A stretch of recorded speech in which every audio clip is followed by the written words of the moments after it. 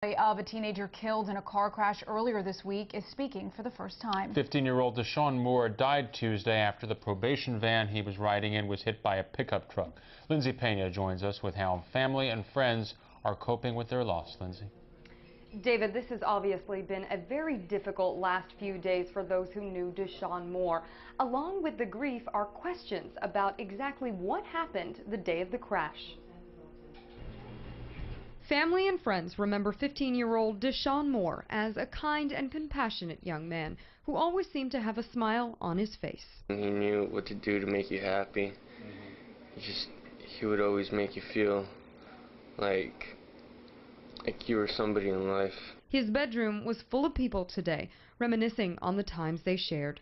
David Patterson says Moore was like a younger brother to him. Nothing could really bring him down regardless of the situation. You know, that his passion for music was something that uplifted him and uplifted everyone around him. Those who knew him say Moore and music were a perfect pair. I taught him how to play the drums. You know, he was supposed to play the drums in the youth band last night, and this happened. They played worship with no drum set last night. Stepfather Rick Pezzi says Moore's death still hasn't quite sunk in. On Tuesday, deputies came to his door with the news that his stepson and 2 others had been killed in a car crash near Tipton.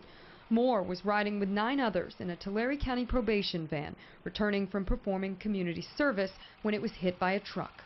How could they let this happen? You know, he was in their custody, you know. Investigators say the truck driver who died ran a stop sign.